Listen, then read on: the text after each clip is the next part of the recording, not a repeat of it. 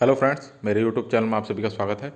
आज की वीडियो में बात करने वाले हैं कक्षा 11 का जो पेपर है आपका हिंदी का। तो फटाफट से जुड़ जाएं, अपने दोस्तों को भी बता दें।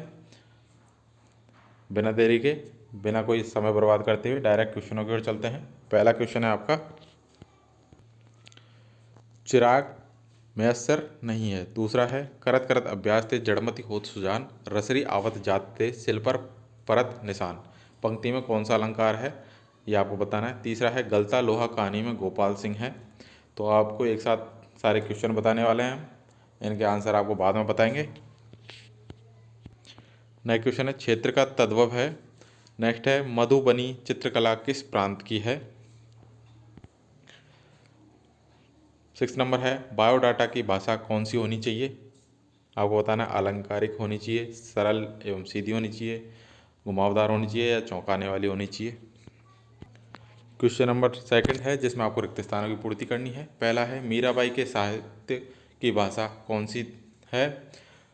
सेकंड है, दुष्यंत कुमार के अनुसार खाली जगह में धूप लगती है। तो आपको बताना है किसके साया में धूप लगती है। थर्ड है, संचारी भावों की संख्या कितनी होती है। 4 है, विदाई संभाषण चर्चित व्यंग खाली जगह का अंश है। 5 नंबर है, वह परिश्रम करता तो अधिक सफल होता, यह कौन सा वाक्य है। 6 नंबर है, सीधे बरसात से मिलने वाला पानी क्या है। 7 नंबर है, संचार प्रक्रिया में प्राप्तकर्ता की प्रतिक्रिया को क्या कहते हैं। थर्ड नंबर क्वेश्चन है, जिसमें आपको सही जोड़े बनाने हैं, स्तंभ ए का स्तंभ ब के साथ में। क्वेश्चन नंबर 4 है, जिसमें आपको प्रश्नों के उत्तर एक वाक्य में देने हैं। पहला है, चंपा क्या छुपाती है। दूसरा है, ओज गुण में कौन कौन से रस आते हैं। कोई दो लिखने हैं आपको। थर्ड है, भारत मित्र के संपादक का नाम लिखिए। 4 है, जामुन का पेड़ कहाँ गिरा था। 5 नंबर है, विज्ञापन लेखन में ज्ञान देने योग्य एक बिंदु लिखिए। 6 नंबर है, आशा पूर्णा देवी की रचना का क्या नाम है। 7 नंबर है, राम वृक्ष बेनीपुरी की डायरी का नाम क्या है। प्रश्न के 5 है, जिसमें आपको कथन दे रखे हैं 6 कथन। आपको बताना है कौन सा कथन सत्य और कौन सा असत्य कथन है। तो पहला कथन है, पाँच समकालीन पंजाबी साहित्य के महत्वपूर्ण कवि माने जाते हैं। दूसरा है, दोहा को उल्टा करने पर रोला छंद बनता है। थर्ड है, मियाँ नसरुद्दीन ने पंच हजारी अंदाज में सिर हिलाया। 4 नंबर है, ऑफिशियल लैंग्वेज को राष्ट्रभाषा कहते हैं। नेक्स्ट है, कुमार गंधर्व ने कबीर के पदों का गायन किया है। 6 नंबर है, जनसंचार माध्यमों का समाज पर केवल सकारात्मक प्रभाव पड़ता है। 6 नंबर है, निर्गुण भक्ति धारा की 2 विशेषताएं लिखिए एवं 2 कमियों के नाम लिखिए, अथवा रीतिकाल को श्रृंगार काल क्यों कहा गया है। 7 नंबर है, अपना घर से क्या तात्पर्य है, इसे भूलने के बाद क्यों कही गई है, अथवा चंपा को किस बात पर अचरज होता है और क्यों। प्रश्न के 8 है, प्रबंध काव्य और मुक्तक काव्य में अंतर लिखिए। कोई 2 अंतर लिखने हैं। अथवा के अंदर क्वेश्चन है आपका, महाकाव्य और खंडकाव्य में अंतर लिखिए। कोई 2 अंतर। 9 नंबर क्वेश्चन है, वक्रोक्ति अलंकार की परिभाषा उदाहरण सहित लिखिए, अथवा दोहा छंद की परिभाषा उदाहरण सहित लिखिए। प्रश्न का 10 है, नाटक और एकांकी में अंतर लिखिए। कोई 2 अंतर। अथवा रेखाचित्र और संस्मरण में अंतर लिखिए। प्रश्न का 11 है, रजनी पटकथा पढ़कर आपको क्या संदेश मिलता है, अथवा भूलों की जगह दूसरा कुत्ता क्यों लाया गया, उसने फिल्म के किस दृश्य को पूरा किया। प्रश्न का 12 है, चरित्र सबसे बड़ा धन है विषय पर भाव विस्तार पर कर लिखिए, अथवा पुस्तकों की दुकान का एक विज्ञापन बनाकर लिखिए। प्रश्न का 13 है, निम्नलिखित वाक्यों को शुद्ध करके लिखना है। पहला है, रामचरित मानस सबसे श्रेष्ठतम ग्रंथ है। और दूसरा है, आपका स्वास्थ्य अब कैसा है। अथवा के अंदर क्वेश्चन है, निम्नलिखित मुहावरों का अर्थ लिखकर वाक्य में प्रयोग करना है। पहला है, पूर्णमासी का चांद, और दूसरा है, फूले न समाना। 14 नंबर क्वेश्चन है, कुई की चुनाई कितने तरीकों से की जाती है। अथवा बेबी हालदार ने सर्वप्रथम चिट्ठी किसे और क्यों लिखी। प्रश्न के 15 है, पीत पत्रकारिता किसे कहते हैं, लिखिए। अथवा डायरी लेखन की 2 महत्वपूर्ण विशेषताएं लिखिए। प्रसंग 16 है, मीराबाई अथवा भवानी प्रसाद मिश्र का साहित्यिक परिचय निम्न बिंदुओं के आधार पर लिखिए। पहला है, 2 रचनाएं, दूसरा कला पक्ष, तीसरा साहित्य में स्थान। प्रसंग 17 है, मनु भंडारी अथवा बाल मुकुंद गुप्त का साहित्यिक परिचय निम्न बिंदुओं के आधार पर लिखिए। पहला है, 2 रचनाएं, दूसरा भाषा शैली, और तीसरा साहित्य में स्थान। प्रसंग 18 है, राजभाषा और राष्ट्रभाषा में 3 अंतर लिखिए। आगे बढ़ने से पहले आप सभी से रिक्वेस्ट है कि जिन्होंने चैनल को अभी तक सब्सक्राइब नहीं किया है, चैनल को सब्सक्राइब कर लें, नोटिफिकेशन बेल को ऑन कर लें, जिससे आपको हर वीडियो की अपडेट टाइम से मिल सके। और डिस्क्रिप्शन में हमारे टेलीग्राम चैनल और व्हाट्सएप ग्रुप का लिंक है, जाइए ज्वाइन कर लीजिए।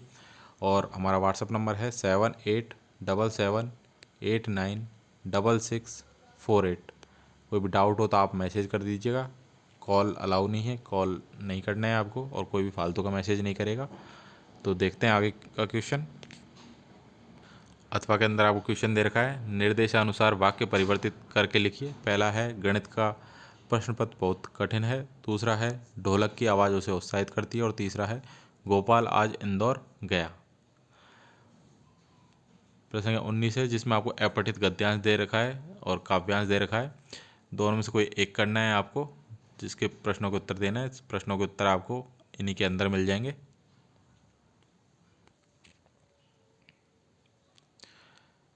तो इसका जो आंसर है वो आपको बताना है। तो पहला क्वेश्चन है, उपरोक्त गद्यांश का सटीक सार्थक शीर्षक लिखना है।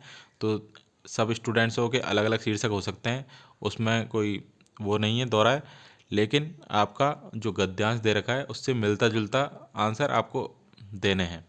तो दूसरा क्वेश्चन है, मनुष्य अपने जीवन में किनके संपर्क में आता है। तो ये देखिए पहली लाइन, मनुष्य के जीवन का जितना अंश नीति, शिक्षा, आचार आदि सामाजिक संहिताओं के संपर्क में आता है।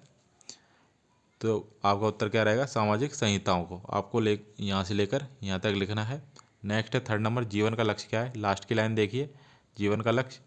तो आपको कहाँ से कहाँ तक आंसर लिखना है, यहाँ से यहाँ तक। आचरण को सेना के समान कवायद सिखा देना ये जीवन नहीं है, वरन कर्म को प्रेरित करने वाले मनोविकारों के उद्गम खोजकर उन्हें विकास की अनुकूलता पा लेना जीवन का लक्ष्य है। अगर आप यहाँ से ना लिखें तो भी चलेगा, लेकिन आपको इतना जरूर लिखना पड़ेगा, कर्म को प्रेरित करने वाले से लेकर जीवन का लक्ष्य है, इतना जरूर लिखना पड़ेगा। तो देखते हैं नेक्स्ट क्वेश्चन, या इसका अथवा का क्वेश्चन। ये इसका अथवा का क्वेश्चन है, पद्यांश दे रखा है आपको। इसके प्रश्न है, पद्यांश का सटीक सार्थक शीर्षक लिखिए। दूसरा है, कर्तव्य की समाप्ति किसे समझा जाता है। और थर्ड है, अधर्मी किस आधार पर धार्मिक बन गए हैं। प्रश्न संख्या 20 है, निम्नलिखित पद्यांश का भावार्थ, संदर्भ, प्रसंग एवं काव्य सौंदर्य सहित लिखिए। दोनों में से एक लिखना है आपको। प्रश्न संख्या 21 में आपको निम्नलिखित गद्यांश की व्याख्या, संदर्भ, प्रसंग तथा विशेष सहित लिखिए। ये दोनों में से एक लिखना है। प्रश्न संख्या 22 है, अपने विद्यालय के प्राचार्य को एक आवेदन पत्र लिखिए जिसमें शाला में क्रिकेट मैच करवाने का आवेदन हो। अथवा अपनी माताजी को एक पत्र लिखिए जिसमें उनकी कुशल क्षेम पूछिए तथा परीक्षा की तैयारी में और परीक्षा काल में किस प्रकार का आहार लें उसकी जानकारी प्राप्त करें। प्रश्न संख्या 23 है, किसी एक विषय पर आपको निबंध लिखना है।